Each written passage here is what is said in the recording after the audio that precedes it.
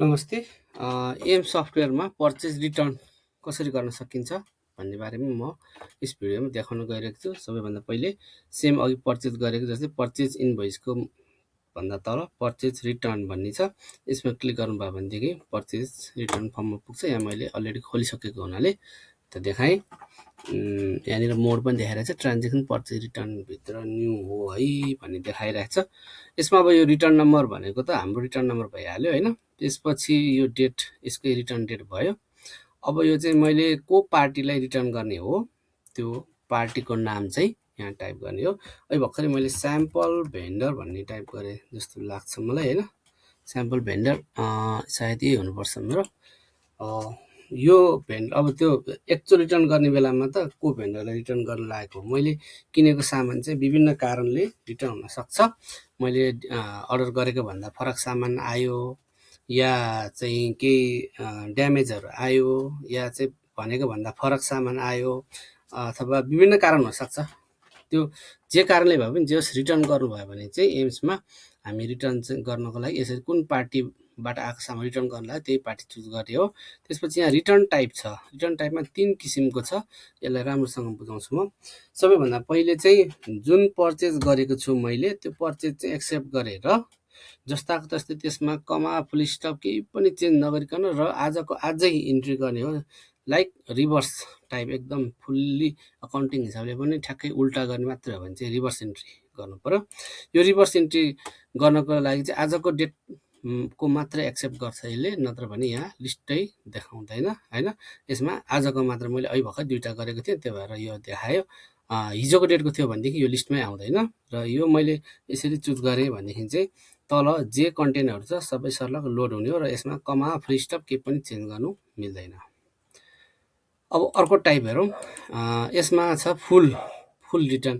फुल र रिभर्समा चाहिँ उस्तै हो, तर फरक के हो, एउटै मात्र फरक के हो भने फुलमा पनि यहाँनिर चाहिँ बिल, अब अहिले मैले त 2टा मात्रै बिल गरेको हुनाले यहाँ फरक देखिएन होइन।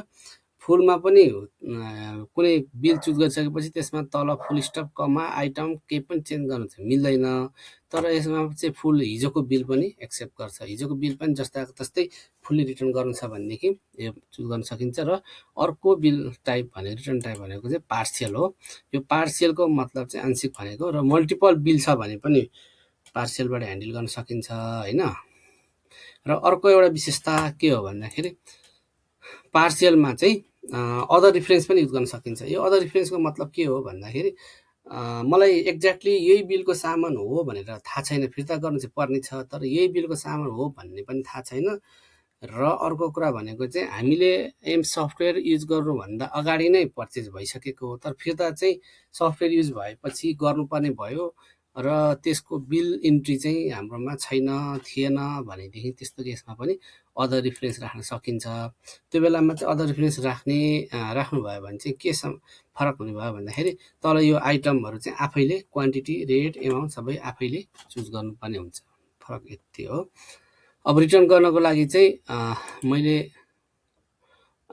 पार्सियल रिटर्नमा चाहिँ यदि मैले बिलै चुज गरेको छु भने चाहिँ के गर्न सकियो भन्दाखेरि बिलमा जति छ त्यो सामानमा नबढ्ने गरी घटाउन चाहिँ सकिन्छ होइन। जस्तै मैले अहिले मैले पार्सियलै गरेर देखाएँ।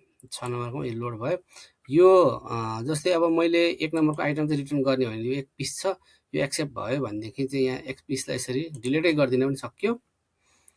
त्यसपछि यो 100 पिसमा पनि यहाँनिर 100 पिस आएको छ, तपाईँले यहाँनिर 101 चाहिँ टाइप गर्न सक्नुहुन्न। यहाँनिर 101 चाहिँ कुनै हालमा पनि टाइप गर्न सक्नुहुन्न, 100 सम्म चाहिँ टाइप गर्न सक्नुहुन्छ। र बाँकी यो क्वान्टिटी मात्रै चेन्ज गर्न सकिन्छ, रेट पनि तपाईँले चेन्ज गर्न सक्नुहुन्न, किनभने जतिमा आएको त्यति रिटर्न गर्नुपर्ने हुन्छ। त्यही भएर यसमा चाहिँ क्वान्टिटी पटक पटक पार्सियल छ भने पटक पटक गरेर रिटर्न गर्न पाइन्छ, तर टोटलमा चाहिँ जति ओरिजिनल बिलमा पर्चेज भएको क्वान्टिटी हो त्यो भन्दा या त्यतिसम्मको हदसम्म मात्र रिटर्न गर्न सकिन्छ। त्योभन्दा बढी चाहिँ त्यो रिफरेन्सबाट गर्न सकिन्न।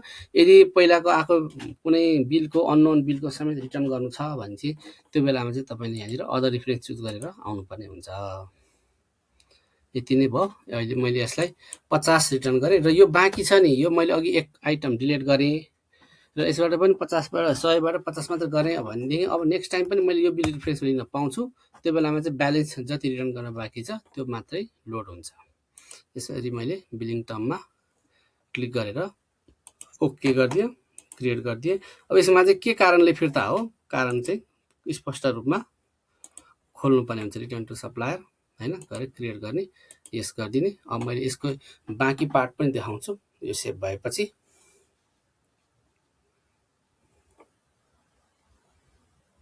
सेभ हुँदैछ, सेभ भयो, मैले प्रिन्ट देखाइनँ।